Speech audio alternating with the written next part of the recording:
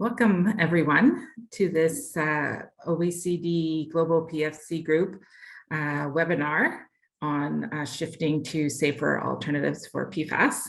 So my name is Eva Leinola from the OECD. And I'd also like to welcome with us today Martin Mulvihill from the venture capital company SaferMade, who's also joining us to present during this webinar. So how we'll operate today is I'll give an overview of a couple of OECD reports on alternatives that we have completed, and then Martin will provide a presentation on the work of SaferMade. And following that, we'll have some time to answer your questions. So within this particular construct of Zoom, I'd like to invite you to use the Q&A functionality. So there's a Q&A button that you can use to add your questions, and we'll address as many of those as we can after the presentations. So please use that over using the chat function for asking questions. Also, to let you know that we are recording this webinar to post later on the the OECD PFAS portal. However, the Q&A portion will not be posted on the portal. So just the recording of the presentations. So with that, I will start the OECD reports presentation. So here in this overview, I'd like to give you an entry point to the reports that we've done on paper and paperboard for food packaging, as well as for the coatings, paints, and varnishes sector. Now, just to first mention here a little bit of background to the OECD UNEP Global PFC Group. So actually, this group was established in 2012 in response to the International Chemicals Management Conference on Chemicals Management Resolution 25 on shifting to safer alternatives for PFAS. So it was really set up to facilitate exchange regarding information on PFAS and to support transitioning to safer alternatives. And it brings together a number of different experts from countries, academia, governments, IGOs, industry, NGOs. And the information that's produced out of the group is all published on the OECD PFAS portal, including the seminar series. So today I'll be going through three reports that the OECD has published in the last, I guess, 2 years on alternatives. And these, the two reports that you see here on the right on alternatives, not including the report on the hazard profile, were supported through contracts done by the consultancy Exponent, who was able to gather information to inform the development of those reports. So I'm just going to give you highlights of the different reports today. The first one being on the alternatives in food packaging, which was published in 2020. But then we also earlier this year published the publicly available information on some of the hazards of those alternatives identified. And then I will go through a couple of the highlights from the report on coatings, paints, and varnishes, which was published earlier this year. And so these reports are then available for you to explore in more detail on our website. So in terms of the paper and paperboard report, so this report identified that short chain PFASs and non-fluorinated substances are being used as alternatives to long chain PFASs. However, they're not being implemented at a very high rate. Although these alternatives have equivalent or superior performance to some of the traditionally used PFASs, the current market share of these the non-fluorinated alternatives is 1% or less, according to the information that we were able to gather for this particular report. And the main driver of this lack of shift to alternatives has been cost. So the report contains this table, which looks at the average production cost of paper.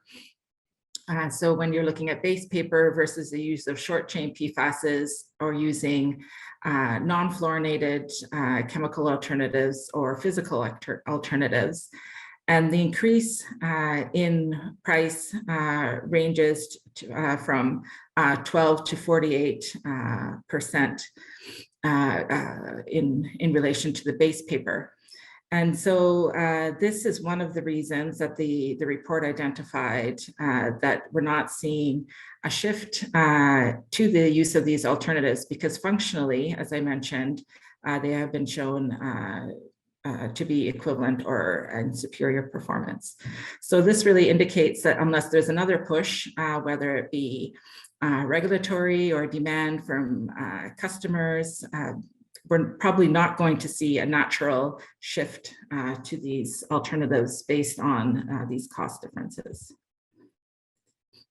Then another question that we asked about the alternatives that were identified in this report is, what do we know about the hazards of these? Because of course, we don't simply want to be shifting to alternatives for the sake of shifting to alternatives, but also want to be shifting to safer alternatives, or ones that are not regrettable substitutions.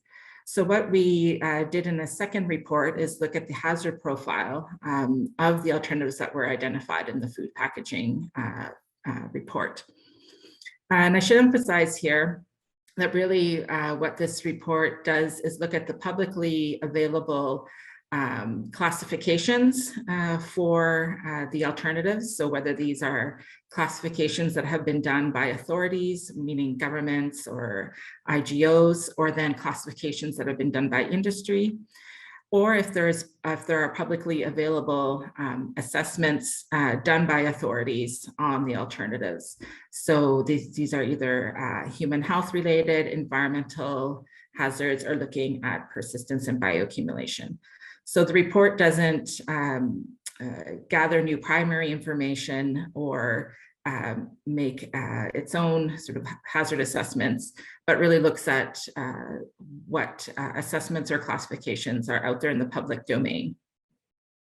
So you can see here, for example, out of the total alternatives that were identified, there are 10 authority classifications with 48 chemicals, for example, not having authority classifications. Industry classifications a bit higher, and then elements of hazard assessment, environmental assessment, or PB assessment are increasing in number. But for 18 of the identified alternatives, we could not find in the public domain any classifications or hazard assessments. This is just another figure from the report that you can go and look at in more detail, but this is one of the figures of the non-fluorinated alternatives. So in red is indicating where we did not identify the classifications or hazard assessments for these particular alternatives, and green indicates where we had some data. It doesn't give an indication of the breadth of that particular assessment or the classification. So as you can see, there's still a lot of information lacking in the public domain, at least on the information of the hazards of these substances, or the bringing together of that hazard information in terms of a classification or an assessment. Shifting to the report on alternatives in coatings, paints, and varnishes. So this report actually ended up covering many types of uses, much more than we had additionally imagined when we started looking at this particular sector.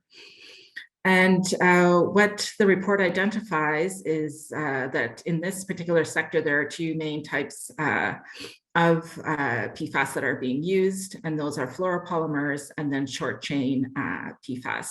So the fluoropolymers are added for a number of different uses to coatings, paints, and varnishes, and this range from resistance to corrosion to resistance to weathering, abrasions and scratching, UV protection, and overall durability. Whereas the short chain PFAS are typically used in paints to act as leveling agents or wetting agents, and also have anti-blocking properties, leading to oil and water repellents. So this is quite a busy figure, and I don't expect you to be able to see it on this webinar, but it's to share with you some information that's within the report that you can go and then access in more detail.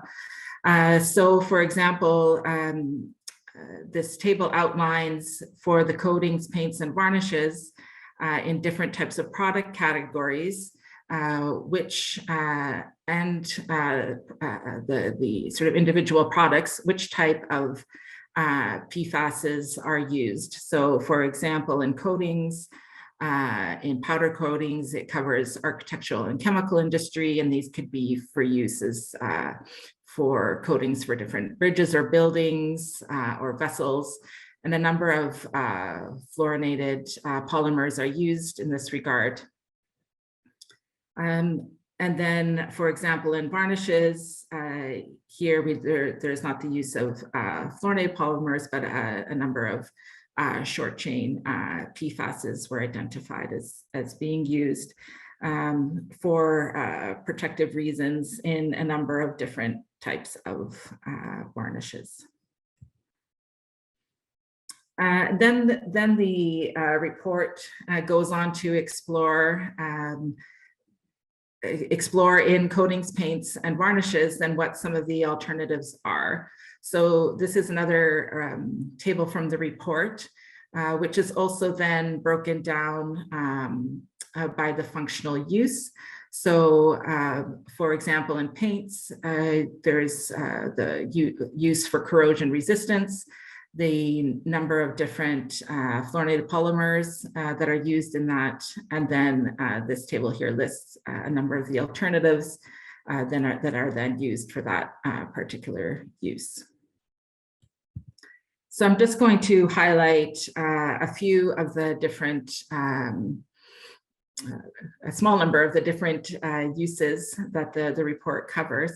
So for example, in cables and wiring, here we were able to look a little bit more closely at the market share. We couldn't do that same analysis for every single particular use across coatings, paints, and varnishes. So I'll just give you some highlights. So in this particular use in cables and wiring, fluoropolymers are used where there is high performance needed. So for example, for fire safety. So for some types of buildings, in particular structural areas, there are requirements for fire safety where then fluorinated polymers are used in cables and wiring. However, the report identified that for majority of cable and wire applications, the fluoropolymers are not used because such a high performance is not required. So alternatives such as polyurethane, polyethylene, and polyvinyl chloride are used. This is also driven by the fact that there's a significant cost differential between using the fluoropolymers versus using the alternatives. So in this case, the alternatives are actually cheaper. So the fluoropolymers are then not used unless they are needed for certain particular requirements. Another use that was explored were coatings for solar panels. So here again, fluoropolymers are used, and they're used for a number of different reasons, such as increasing the amount of sunlight that can be absorbed by the panel, keeping it cleaner from dirt or from moisture, essentially protecting the solar panel. So in this case, fluoropolymers have been shown to have the highest performance, but there are also some performance issues over time. So there's opportunities to find better performing coatings. And there are other alternatives that have been identified. It was however, difficult to determine from the public data the level of market penetration, but it was indicated that fluoropolymers do dominate in this coatings area. So the thinking is that a shift will occur to whichever coating is the most durable and cost-effective and lightweight of the materials. Another example is in architectural paints. So fluoro-based polymers are available for use on bridges, and this increases the durability and weatherability of the paint over time compared to alternatives. However, here again, like in the other example, the fluoropolymers are significantly more expensive.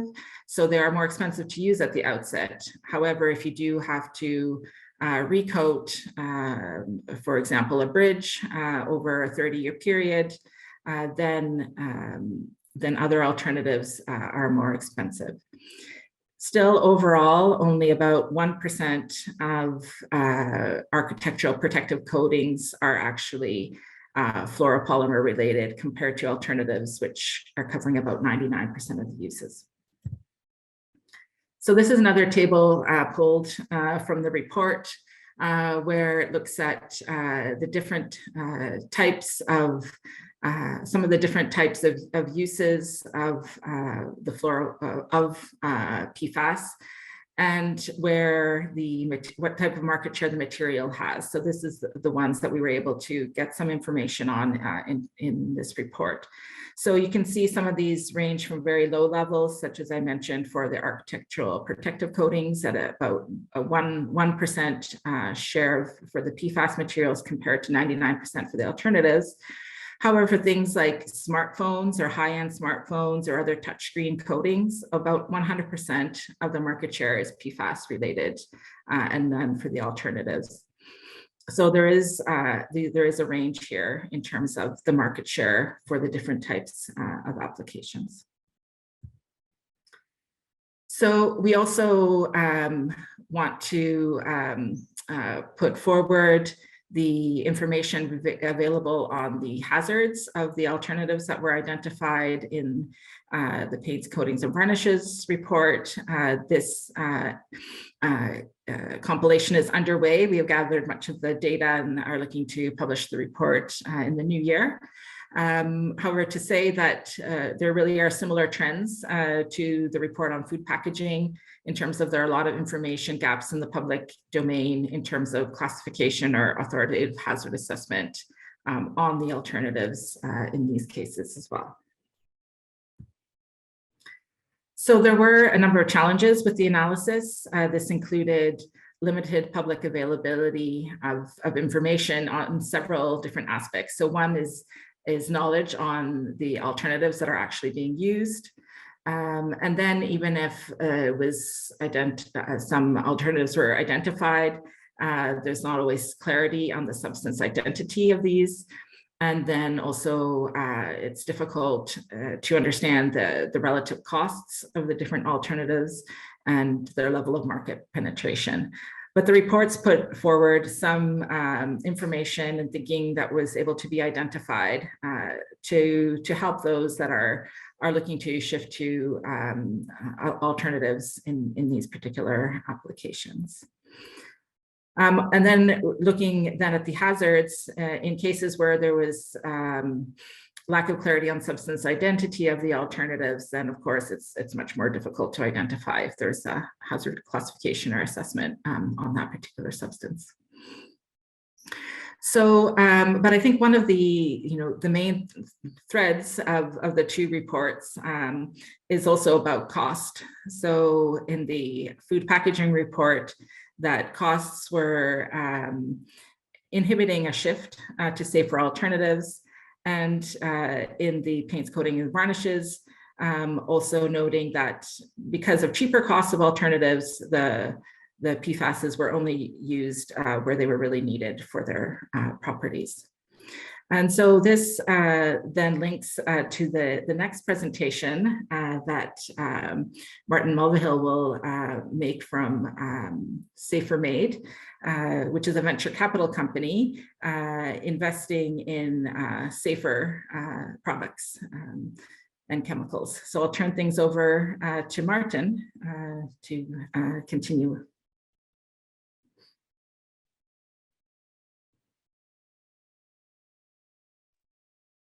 Excellent. Thank you very much. And thank you for having me here this morning, my time at least.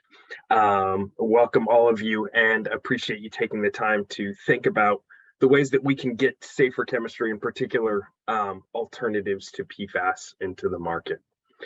So Safer Made is a relatively small venture capital fund, and our mission is to invest in companies that eliminate the use of hazardous chemicals in consumer products. We see this as a significant investment opportunity, and you don't have to look any farther than the store shelves to understand why. Companies and brands that have led with messages of safety and sustainability have taken increasing market share on shelves, and we see consumers continuing to prefer these products. And as a proxy, you can look to things like the organic food movement in the United States, where organic food brands have grown and displaced many of the incumbents, eventually leading to billions of dollars worth of acquisitions in organic food over the past 10 years. We see this happening across product categories, and it's driven by this secular trend, this trend of consumers to prefer things that they believe are better for themselves and especially better for their families. So when we're looking sector by sector at the opportunities to invest in safer chemistry, what we find is every company and every brand tends to be somewhere on this spectrum of awareness when it comes to chemicals of concern. This is true for PFAS that we're talking about today, but it's true for any other kind of broad classes of chemicals of concern, whether we're talking about bisphenols or phthalates, or things like epichlorohydrin. So it starts with really some of the hard work, like you've seen here at the OECD, with awareness and transparency. So the first step in this journey for any brand that's trying to make a better for you, better for the environment product is really understanding everything that goes into the products that they're putting onto the market. And some folks already know this, but others may be surprised to learn that many times, especially a consumer-facing brand, one that we interact with, doesn't know all of the things that are being put into the products they're selling, unless there has been effort done to work back in their supply chain to understand exactly what all of the materials and chemicals are that are used. So that first step is awareness and transparency. And then what we often see after that, either driven by regulation or often even just driven by internal brand mandates, are the creation of restricted substance lists. So ways to avoid some of these chemicals of concern by sending that information back through the supply chain, saying, all right, if you're a supplier, you can't use chemicals X, Y, and Z. And then we get to where we really want to be and where we like to start investing, which is choosing the preferred alternatives. So instead of just saying no to some of the hazardous substances, actually spending the time to think about what is it that we're looking for in a safer alternative, and adopting behind that. And of course, then you often have the industry leaders, and they actually tell messages of that safety and sustainability to the public and try to gain market share based on their policies. So this is, one of the things we see is every sector is at a different stage of development here. So I think, the two sectors we've talked about today are great examples. When you look at something like food packaging, we have now seen both large fast food or quick serve restaurants, as well as some of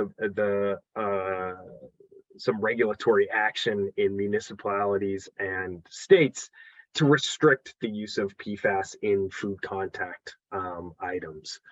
And so we are in the stage of folks looking for and adopting safer alternatives. Whereas if you look in paints and coatings, a lot of this is still in the discovery phase. We're not seeing a lot of either regulatory or consumer action around the use of perfluorinated polymers or small molecules in paints and coatings. So we're still back at that first step. If you look at something like textile and apparel, where the use of PFAS for durable water repellency has been known kind of in the public sphere for much longer, they're further down. They're at the kind of preferred substances of screening, and some folks even making PFAS-free claims on their products. So this is a spectrum. We see that it's at a different stage of development for PFAS, but for any chemical of concern on a sector by sector basis. So one of the take homes that I would say from today's talk I want to share is that when looking at safer alternatives, it's always important to take a sector approach, just like the OECD has done here with their reports. The development of chemistry and safer chemistry within a sector is different. The timelines are different. The drivers for performance are different. And so it's very important when approaching a chemical class of concern that you take a sector by sector approach. The other thing that's interesting to note is one of the drivers here is sustainability. And there's a difference in sometimes a tension here with sustainability between things like perfluorinated additives, which help make something like paper compete well in terms of performance with plastic, and other factors to consider in sustainability. So what we find is that your choice of, say, paper over plastic drives your environmental impact, so your CO2 impact, your land use impact, your waste impacts, what can be done at the end of life, while it's actually the chemical additives, the perfluorinated polymers or sizing agents that often drive the health impact. So there are times that the health impact and the sustainability are not both going in the same direction. And this is something that we think about a lot, and we look for places to invest where we actually see co-benefits, where a safer alternative chemistry is actually making a base material that's more sustainable perform better. We think that's a place of real opportunity, looking for those co-benefits and understanding this difference between base materials, the plastics, the polymers, the steel, that compared to the performance additives, which often make these things perform in their end function. And that's really is the second theme that I want to make sure come away with, and something that we think a lot about when we're investing in safer alternatives, which is function driving the adoption of any alternative chemistry. Like I said, we look by sector and we look by function. And importantly, we want to stop looking right under the lamppost. So when we're looking for alternatives, we need to consider not just direct alternatives, quote, drop-in replacements for perfluorinated chemistry. We also need to always look farther afield and find that often the opportunities in investing in safer chemistry aren't ones that specifically call out the chemical of concern, but they are ones that call out the function that that chemical of concern provides. So it's important to focus on function. And speaking of function, these are just a few of the functions. You know, as a chemist by training, I admit that I understand why perfluorinated chemicals have gotten such ubiquitous use. The unique nature of the surface energy of the carbon-fluorine bond means that it can provide a number of interesting functions, whether it's water repellency, barriers, slip, stain repellency. There's also a certain amount of fire retardancy that we heard about that's provided by the fluoropolymers. And there's a certain amount of durability provided by these fluoropolymers, especially when it comes to stability and light. these functions are things that people are looking for in their products. So when you're looking for alternatives, there are going to be often both be chemical alternatives as well as either process changes that allow you to avoid using the perfluorinated material, or design changes, things that allow you to change the way you deliver that final product or service. And we find that when you look at chemical alternatives, you're always going to get into a discussion of price. And that, in the case where the alternatives are cheaper, might be exactly where you want to be. But in the case where the alternatives are more expensive, like was pointed out for some of the paper products, it often creates a slower adoption cycle if there's going to be a price barrier. And it's important to recognize that almost always there is a cost to switching. So whether or not kilogram for kilogram an alternative is cheaper, you have to recognize that when driving adoption within the industry, there's always a cost to change. There's a cost to doing the studies, there's a cost to verifying the performance, and there's also sometimes a lock-in to the incumbent chemistry because of the ways that performance is evaluated.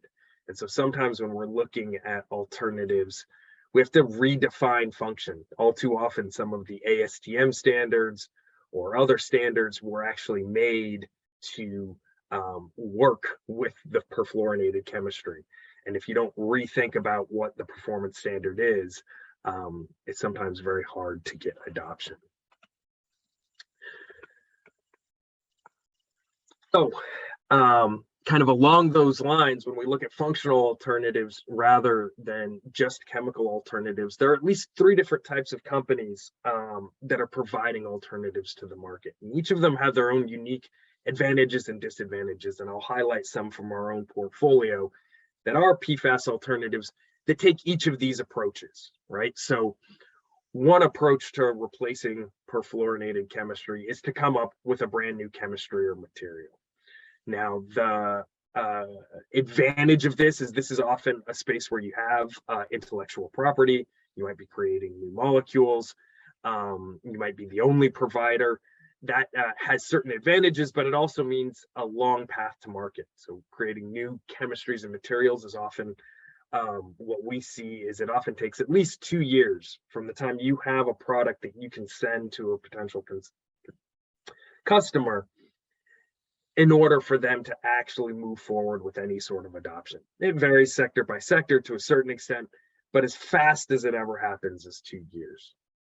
So the second way that you can drive adoption of safer alternatives is by changing the manufacturing or just creating a platform for information transfer. So when there are alternatives available in a sector, we see that changes to manufacturing or changes to the way information flows within a sector can actually be a much quicker way to drive change. It's also a more capital efficient way to drive change. So information and manufacturing technologies are something that we spend a lot of time looking for, especially in sectors that already have some alternatives available.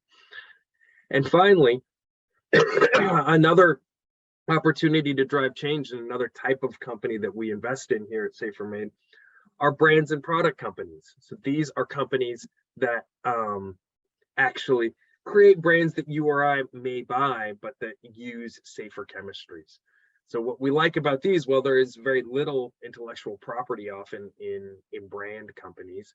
What they have is the flexibility to change. So the ability to adopt new safer chemistry and then the ability to tell that story to the consumer, which can be quite helpful in driving change for the sector. So we look at all 3 types of these companies. They each have their own path to market. They each have their own capital needs. And they each have their own advantages and disadvantages in terms of a risk return profile. But they are all types of companies that are investable as safer alternatives. We find, I mentioned this a little bit earlier, but this is one of the challenges from developing safer chemicals and materials. This slide is particularly relevant for the development of materials and in some cases manufacturing processes. It takes a long time. So you need both increased awareness, so things like the OECD reports that drive more interest at government and university labs into looking for alternative materials and manufacturing, but you also need time to bridge this gap that is often identified as a lack of funding, but it's a gap that exists because it's the highest risk point in the development of an alternative. It's the point at which you've shown something in the lab, but you don't yet have any market validation. So you have to be able to produce enough in the lab or in third-party manufacturing in order for people to try out the safer alternative. And that can take years, and it also takes a certain amount of funding. And it's a very uncomfortable point in the company's journey to fund. It's uncomfortable for governments and universities because it's not basic science. It's not the same. It's not what universities are really good at doing. It's also uncomfortable from the private sector because it's still very likely that any given chemistry isn't going to find a market, either because it's too expensive or it's too hard to work with, it's too hard to produce. And so this is an area of development. It's one of the reasons why, as we've seen in PFAS and many of the other types of chemistry, it often takes, say, 5, sometimes 10 years from the awareness of a challenge to the adoption of safer alternatives in the market. We could talk about at some other point, what are the ways to increase sources of funding to get through this gap? Is there a way to make it go faster? But part of the answer here is really that we have to recognize that increasing the awareness is just the first step, and it will always take time to get through this process. So when you're thinking about how to support an early stage company, or really any company in the alternatives, there are kind of 2 pots of money that are available to these companies. The first is kind of the self-funding non-equity route, so not the stuff that we do. Second is the equity financing, so what's the investment and risk return opportunity? And what's important to recognize here for folks who aren't working in the investment industry is just that it's always a mix, right? There's no company that we work with that doesn't have a mix of these sorts of funding. And so no matter where you sit in the ecosystem, there are opportunities to engage in supporting the development of safer alternatives, whether you're in an industry group and helping create partnerships and JDAs as a part of it, or whether you're on the government side of things and grants and are a way to support it. There's always, every company needs all of these types of funding in order to eventually get to the scale that they can have an impact. So I promise that I'm going to tell you a few stories directly from our portfolio. So here outlined in blue are the 4 companies that we have invested in that all have alternatives to perfluorinated chemistry. Interesting, they fall into different sectors, and they also are different types of companies. So the first is Repurpose, and this is great for today's report because they're just a brand. They're a brand of compostable food service items that's sold to directly to consumers here in the United States. They were using perfluorinated chemistry when we first met them as an investment fund, and in fact, our investment thesis for investing them was predicated on their shift away from the PFAS-based sizing agents. And so we met the founder of this company, and they were very open to transitioning to safer alternatives. And so we were able to work with them to basically launch the first line of compostable products that's being sold to the consumer that comes with a PFAS-free claim. So that's the other advantage of working with a brand, is they're actually helping drive awareness of the use of PFAS in paper products, because they make PFAS-free claims on their products that they sell.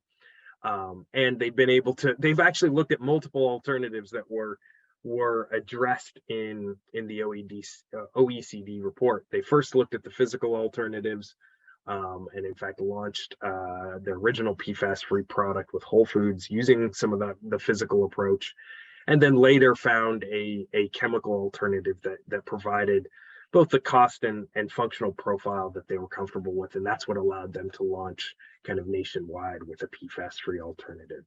So again, the technology was not repurposes. It's using stuff that was highlighted in the OECD report from a few years ago, but it's allowed them to take a market leading position when it comes to safety and sustainability.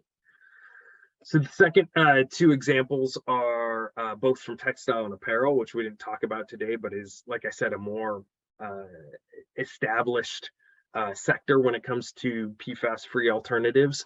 And so we have both Dempora and GTT that are creating non-fluorinated high-performance alternatives. In the case of Dempora, it's to the membranes, so the PTFE-like membranes that are breathable, waterproof in jackets and shoes, things like that.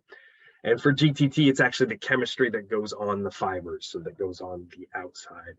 In both cases, because they're in a sector that's more aware of the challenges, they're really competing against other alternatives to be the highest performing material alternative that still comes at as a reasonable cost. And both of them are finding that, especially as there's increasing regulation here in the US and Europe, that there's a huge demand on the brand side for these PFAS-free alternatives. And really their challenge is getting to the scale and cost point where they can grow quickly. The last example from our portfolio is actually an interesting one, because it's a P2 Science. It's a chemistry company. They make bio-based chemicals. And I think it's interesting because it's actually an example where our investment thesis was not related to PFAS. So our investment thesis is that they make safer ingredients for cosmetics and beauty. And this isn't an area that OECD has worked in yet, but it is a growing area of concern where there are the use of perfluorinated polymers, usually for functional reasons or for dispersion reasons in cosmetics and personal care. And so P2 Science makes a broad range of bio-based ingredients for personal care, and they worked with a brand here in the United States. It's actually a brand that differentiates itself on science and performance. And what they found is the brand was using a perfluorinated polymer in their conditioner product. And they found that P2's ingredients provided the slip and feel of the perfluorinated chemistry, but without the need for any of the fluoropolymers. And so they were able to eliminate the use of that fluoropolymer in their conditioner product by switching to this bio-based alternative from P2. And so I point out here is when we look at investments in chemistry, we're investing in P2 because we believe that there is a broad market demand for bio-based products. And in some cases, if you're developing high performance bio-based products, you're also going to have the benefit of eliminating PFAS and other chemicals of concern along the way. So those are the 4 examples from our portfolio that all address PFAS. The other 6 companies here are looking at other chemicals of concern. And one of the things that we do for our investors is we track the impact that we have in eliminating hazardous chemicals. So this is our direct impact across the portfolio. We report this every year. And one of the things that we see is that as we're shifting to safer chemistry, we do have other sustainability co-benefits. This is something I mentioned earlier in the talk, and something that we really encourage folks to think about is, as there are greater calls for plastic-free or reducing CO2, we always need to think about the chemistry component to it. All of the stuff that we interact is made out of chemicals. And so often shifting to safer chemicals doesn't always have to, but often can provide these co-benefits to sustainability, and can sometimes be the way into a conversation about chemistry. And so with that, this is who we are. Like I said, we're a small fund, so it's just the two managing partners. My background is in chemistry. Adrian's background is in business and environmental science. But we rely heavily on our industry and NGO partners and advisors to help us understand how chemical adoption works in each of the sectors that we're working in, and to help support our companies with introductions and the opportunity to try out their chemistry with some of these leading brands. And then our investors, the people who are giving us money to back these companies, are a range of foundations who are interested in safer chemistry, family offices who sometimes have a background in one of these sectors or who are interested in safety chemistry, and as well as individuals. Our only corporate investor is actually the Target Corporation. So that's a retailer here in the US who's tried to be a leader in safety and sustainability because they've seen their customers asking for it. So with that, you can find more information I talked about online.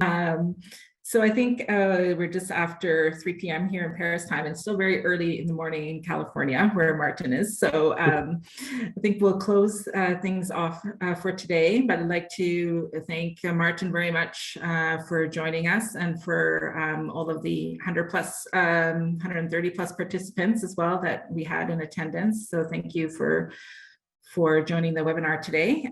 Just to let people know that we will have another webinar in December, where actually we'll focus on a new report that the OECD is going to publish in the next couple of weeks, sort of a synthesis report on information regarding side chain fluorinated polymers. So looking at their use and the different types of groups of side chain fluorinated polymers that are in use, and what is known a bit about their production and release and degradation. So this will be then shared at a webinar in December, along with a presentation from Kyoto University that's looking at some new research and knowledge at the sort of molecular structural level and characterization of PFAS, and how that can help potentially to manage PFAS. So thank you all for joining, and thanks again, Martin, and have a good rest of the day, everyone.